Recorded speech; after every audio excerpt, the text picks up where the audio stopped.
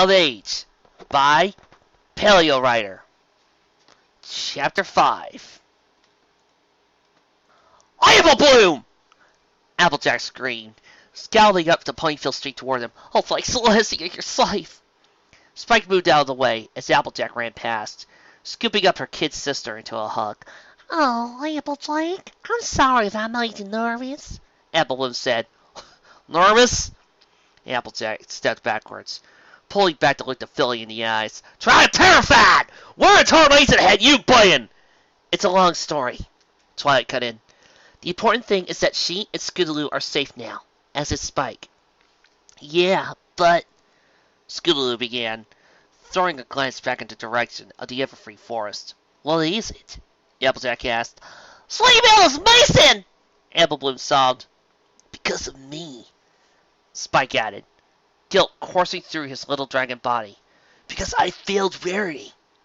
He crossed his arms over his chest, unable to look Applejack in the eye. Twilight took a step forward. We need to organize a search party. We think she went after Rarity. Applejack put a protective hoof around Applebloom. This is terrible. Just terrible. Where was Rarity headed anyway? Applejack asked. To the other side of the Everfree Forest, Spike explained, wincing. She was supposed to go alone, but I'm pretty sure Sweetie Belle followed her, and it gets worse. Rarity was supposed to have guards meet her, but now, it seems they aren't coming. Twilight finished. Spike felt a tremor of panic go through him, glad that Twilight at least had her senses about her to explain things properly. Listen, Applejack, the mayor continued. It really is a long story. It just now got even more complicated. We need to gather every pony together. I'll explain everything then. We have a job to do. Applejack nodded. If you say so, Twilight, she replied, nodding firmly. I'll round up the girls and meet you at your place in a jiffy. Thank you, Twilight said. Spike watched as Applejack walked back off through Ponyville. Applebloom and Scootaloo followed her, their shoulders still drooping. In turn, Spike trailed Twilight to their library, Pee-wee following him. The atmosphere was solemn, even as every pony else in town went about their business as usual. Twilight walked with an air of calm that Spike could only wish to emulate. He had no idea what Twilight was planning, but by the look in her eyes, she put together some sort of idea in her brain already. Usually, he found that reassuring. But knowing Rarity was out there, in danger, without the help she was meant to have, Spike didn't feel very reassured by anything at the moment. Twilight, do you think Rarity's okay? Spike asked. He couldn't help himself. Twilight hesitated, and Spike's face paled even through his purple scales. Oh, Celestia, she doesn't, Spike realized. She doesn't think she's okay. Twilight looked at the dragon, her eyes a bit wide. I'm sure she's fine, Twilight said, with far more confidence than Spike knew she must really have. Twilight wasn't bad as Applejack, but she still wasn't the best liar in Equestria, by any stretch of the imagination. And I'm sure Sweetie Belle is fine too, Twilight said, continuing toward the library. But, all the same, we really should hurry. At least on that, Spike could agree. Twilight picked up her pace. Spike walked as fast as his little feet could move to keep up with the mare. His legs protested at the speed, exhausted from the night before and all the walking he had been doing recently. But Spike moved very quickly anyway. If I was a bigger dragon, this would be easier. Spike sighed to himself as he went inside the library and went inside.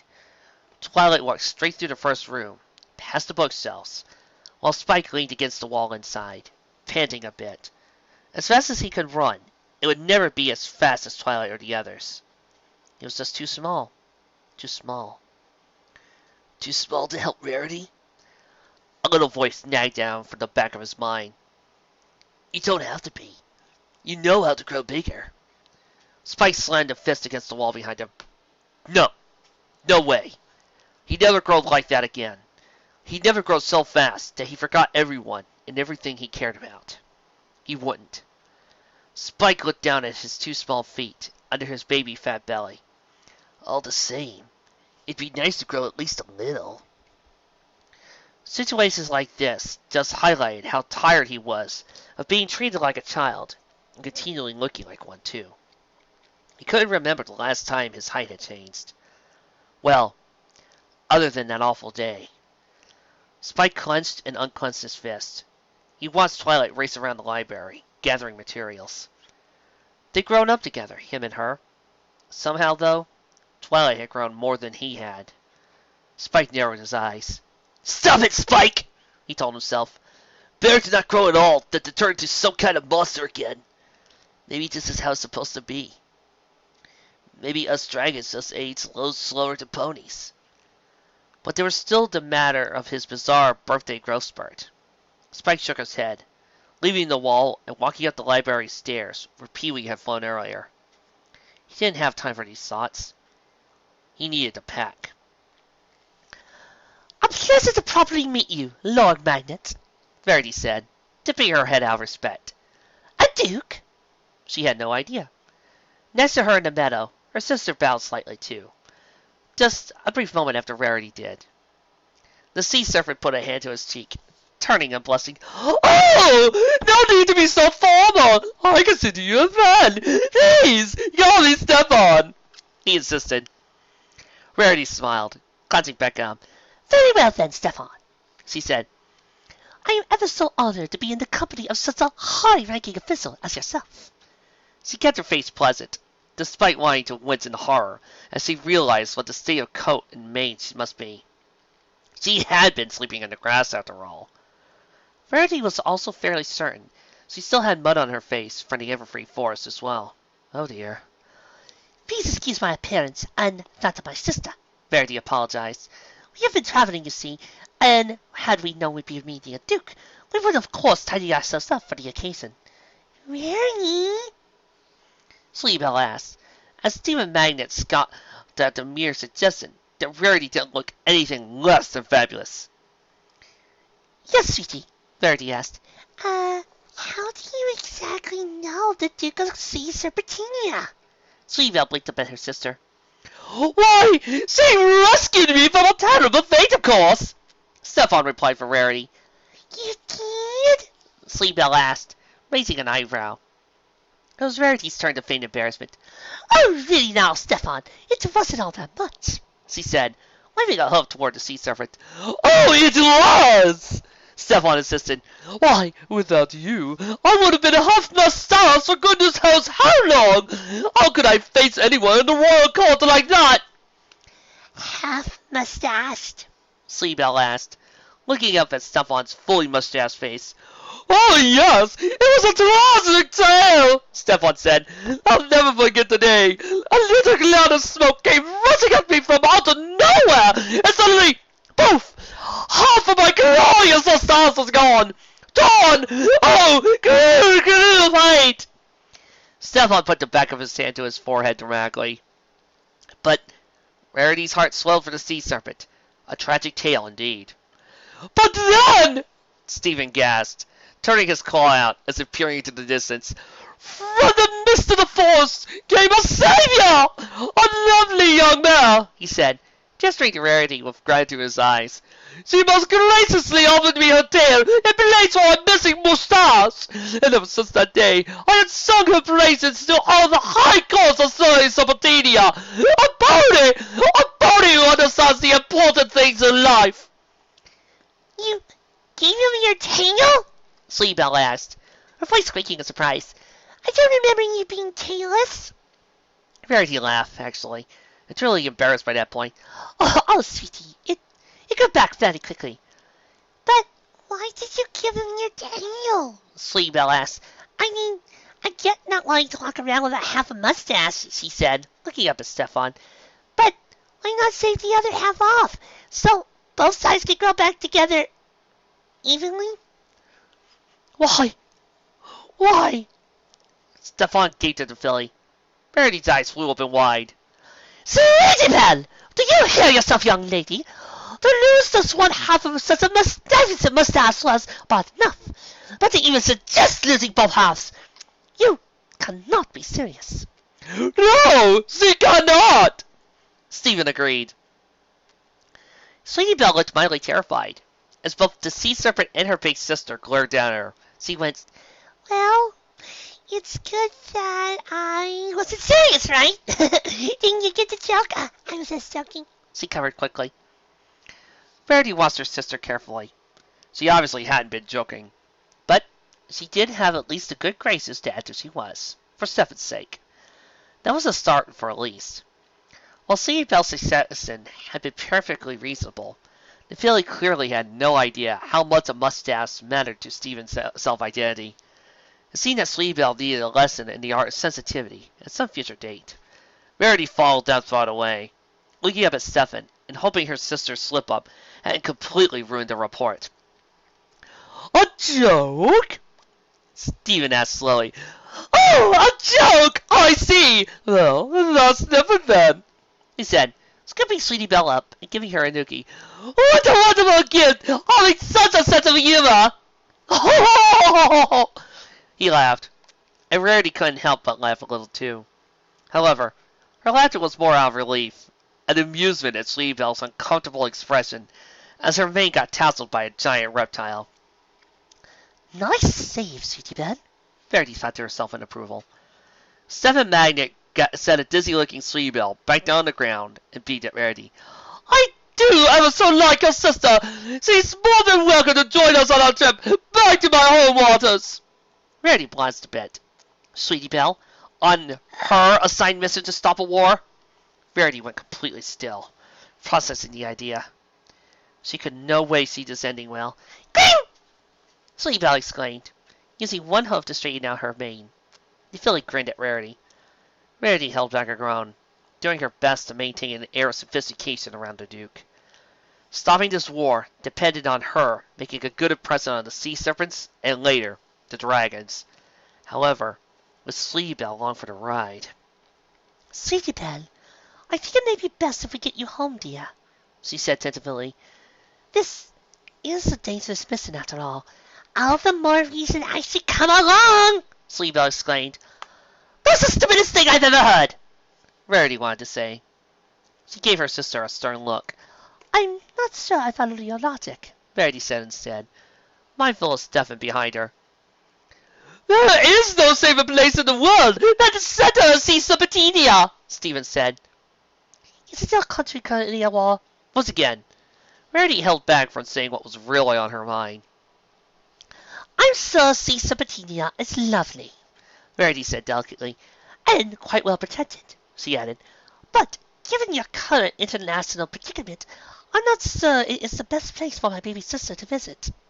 "Oh, safer there than to venture back through that horrid forest," Stephen pointed out. Rarity looked at the grass below her feet. He had a point. She couldn't very well send Sweetie Belle back through the Everfree Forest alone. And taking her back herself would mean losing at least 2 more days of travel. Plus, goodness knows what sort of dangers. If only the royal guards had shown up, like they had meant to. Speaking of... Rarity looked up at the sea serpent.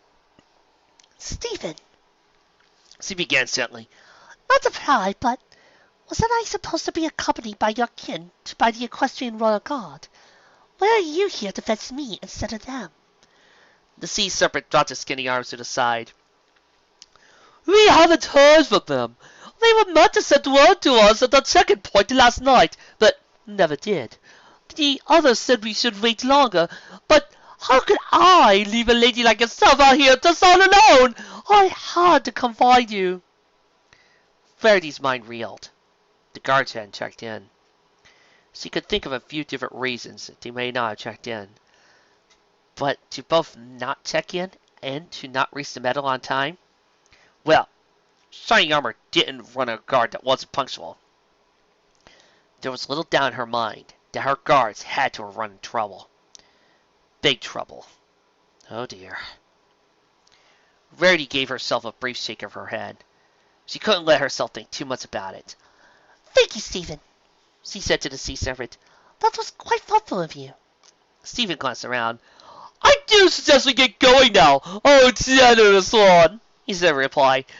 "We do not know what delayed your guard, but I have my suspicions." His eyes moved skyward, and Rarity felt a tremor going through her body. Dragons! Stephen thought dragons had gotten the guard. That's it! Sweetie Belle is going home right now! It was no longer a matter of propriety. It was entirely a matter of safety. Rarity took one step toward her little sister. Rarity magically took her straight over the Everfree Forest and back to Ponyville if it came to it. As if reading her thoughts, Stefan put a claw on her shoulder. With the state of things, that is, with the guard not arriving, then I personally would be nervous to head back into there, and I'm much bigger than either of you. Rarity stopped walking, her breath quickening as her mind caught up with what Stephen said. If there was a force out there, successfully hunting down the Royal Guard, what chance did she have? What chance did any of them have? It wasn't as if she could actually magically chuck her sister over the forest back home. Maybe Twilight had that power, but Rarity knew her levitation skills were nowhere near those of Celestia's favorite student. Sweetie Belle glanced between her sister and the sea serpent. Rarity. She began slowly. Rarity knew that meant Sweetie Belle was about to suggest something that she was nervous to ask her sister about, and prepared herself for the worst. I don't want to go back into the forest, The filly said. Last night was enough. Can't we go with Stephen? He could take us somewhere safe. And then, when we're with him, scary things will leave us alone. And I could continue with my mission, as the princess asked. Rarity didn't like where this was going. Sweetie Belle was making too much sense. Dangerous sense.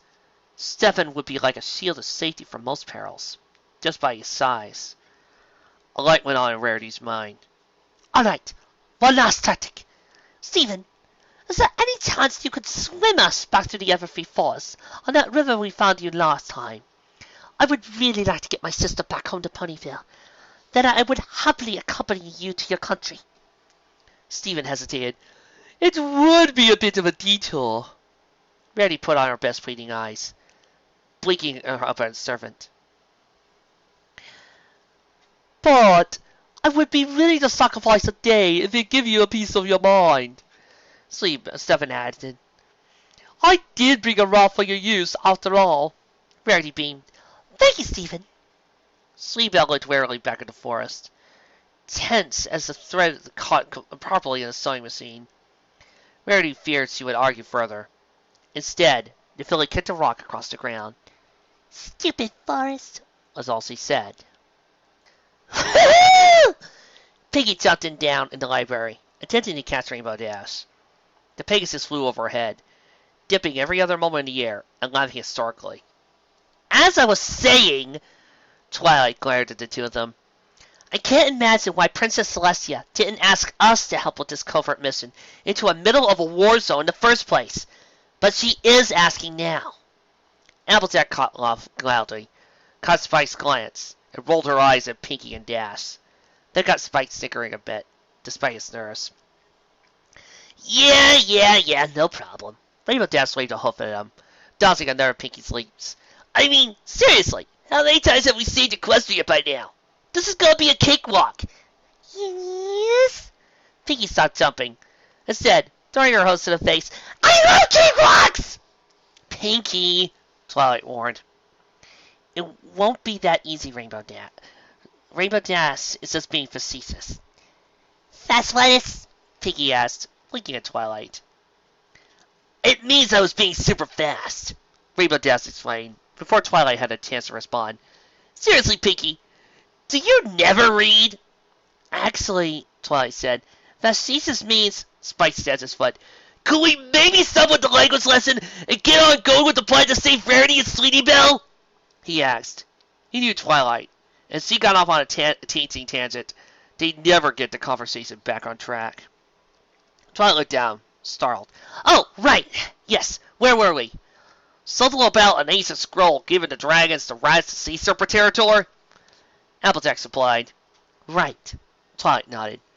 She continued to give her friends a rundown of Princess Celestia's letter, and Spike found his thoughts drifting back to Rarity out there in the wilderness. He already read the letter. Rarity's mission sounded next to impossible. Couldn't Twilight just explain things on the way? Rarity needed help now. Excuse me, Twilight? Fluttershy asked, as Twilight finished her explanation. Twilight rolled a map into her pack and nodded toward Fluttershy. Yes? If it wouldn't be too much of a bother, I think I would be more useful here. You know, in Funnyville? Fluttershy said, shrinking away from her friends. Fluttershy. Twilight narrowed her eyes. You know, just as backup? Ponyville backup? Fluttershy suggested hopefully. Oh, don't tell me you're afraid of dragons again! Rainbow Dash landed on the library floor. Next to Fluttershy, jabbing one hoof into her shoulder. Fluttershy squeaked. I thought you gotten over that! You did stare down that one dragon pretty impressively, Sugar Cube, Applejack said. But that was just one dragon!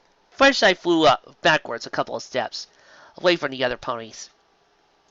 You're asking me to walk straight into a battle full of dragons. Spike sighed. He should have seen this particular obstacle coming. It's fine to be nervous, Fluttershy, Twilight said, approaching Fluttershy gently. But remember, we need you along for this. Rarity and Sweetie Belle need you. You have valuable skills that I'm sure will get us through. Psst! Fluttershy? Spike asked, walking up next to Twilight. Remember, I'm a dragon too, and I'm not that scary. I don't think, at least. Spike put a thoughtful claw to his lips. Anyhow, I'm not going to feel safe about this unless you come. That's right, Applejack nodded. You don't want Spike back here in the library all panicked because you backed down on us, do you? Well, if you put it that way, Fluttershy said slowly. Spike's eyebrows creased. Hold on a minute! He turned to Applejack. Back here in the library? But, I'm coming with you guys! He spun to look at Twilight. Aren't I? Twilight looked down and locked eyes with him. Spike held himself back from collapsing on the floor. Twilight's hosed and begging. She has to let me come. Rarity's in trouble. Twilight, Spike swallowed. Please, I already packed and everything. After a moment's pause, Twilight finally nodded. Wait, hold on, I'll take. Applejack said, walking between Spike and Twilight. You're letting him come? Just because he wants to? I'm like, Apple Bloom and Scootaloo want to come too, but I didn't let them. Oh, really? How did you manage that? Rainbow Dash asked.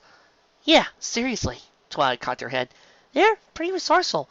Applejack kicked one foot along the floor sheepishly. I might have lasted them to an apple tree. What? Twilight gasped. Only for a bit. Applejack defended herself. Big Megatos is going to let him go before nightfall. Oh no, this poor geese. Fluttershy said, walking to look out the window in the direction of Sweet Apple Acres. They'll be all right, Applejack said. What doesn't break your hooves doesn't make them stronger.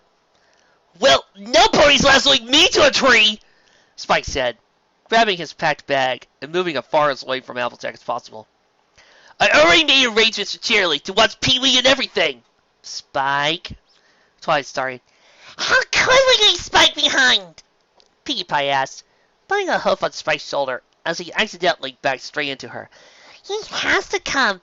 Like, without him, how do we infiltrate dragon territory? Infiltrate the dragon territory? Fluttershy asked, her attention focused back on the task at hoof. Well, duh, Pinkie snorted. None of us are dragons, are we? Spike's gotta do it. He'll dash in, behind enemy lines, dousing fierce and fire blasts. Spike's hands began to shake at that. Dodging fire blasts, all the while wearing this! Pinkie Pie slapped a fake mustache on Spike's face from Celestia knows where. Spike's eyes lit back up. Yeah! Now that's what I'm talking about! He grinned, going almost cross-eyed to look down at the stats below his nose.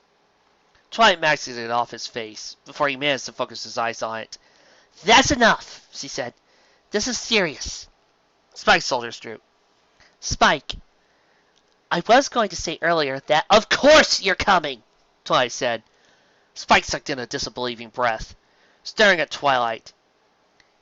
Pinkie's right, the mayor continued. When it comes to mustaches, I'm always right, Pinkie declared proudly. Not about that. Twilight shot Pinky an annoyed glare. About Spike infiltrating dragon territory. Not that I ever sent him in alone, she said, as Applejack began to protest. but in general, it might not be a bad idea to have a dragon along when we're trying to stop a war involving dragons. Yes! Spike actually leapt into the air, his hefted bag smacking against his back when he landed. Thank you, Twilight! Besides, Twilight gave him a knowing look. I don't think I ever hear the end of it if he went off to help Rarity without him. Spike rubbed the back of his head sheepishly. Whatever you say, Twilight. Applejack shrugged in response. So, are we going to be getting going soon, or what? Rainbow Daz asked, flying back up to the air and hovering over them all. All this talking isn't helping Rarity or Belle, you know. Twilight nodded. Yes, we should get a move on. Let's meet at the edge of town in 15 minutes, and then we'll make our way through the Everfree Forest together. I'm already ready, Spike said. I'll go wait there for you all. If you say so, Twilight said, smiling at him a little. Spike smiled back. Twilight wanted him to come along. He was going to save Rarity. Everything was going to be all right. Spike left the library and made his way over to the forest's edge, counting the minutes until every pony else would get there. As he walked by Fluttershy's cottage, he listened for the familiar sound of the small stream that ran out of the Everfree Forest. Oddly, try as he might, he couldn't hear it. Spike strained his ears, pausing when he finally got to the little stream where he should be. He peered into its banks. It was completely dried up. Huh, Spike said, staring at the pebbles in the stream bed. That's weird. Watch out! Rarity threw herself over Sweetie Belle. The raft they attached to Stephen nearly cracked in half as a large wave washed over them.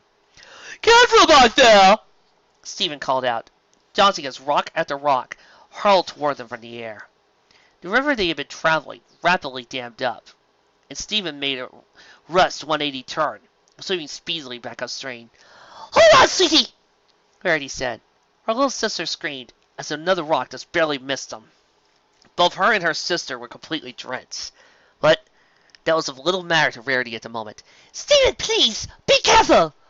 I know, Stephen said, his head still above the stream water, so he could watch for hurtling rocks.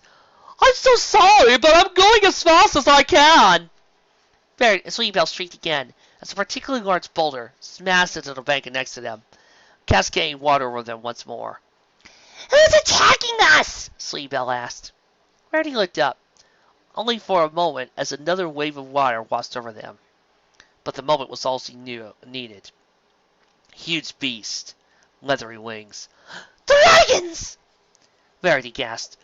I'll get us out of here, don't worry, Stephen said. Why don't you be dears and promise to hold your breath for a minute? Rarity didn't have time to reply. Half a second later, Stephen dove as the water deepened. Water encased both her and her sister. Rarity used her magic to cling tightly to Sweetie Belle and their rather opulent raft. The river rushed over them. Rarity hoped Stephen would remember that ponies needed to come up for air with much more frequency than sea serpents. It looked like they wouldn't be taking Sweetie Belle back to Ponyville after all.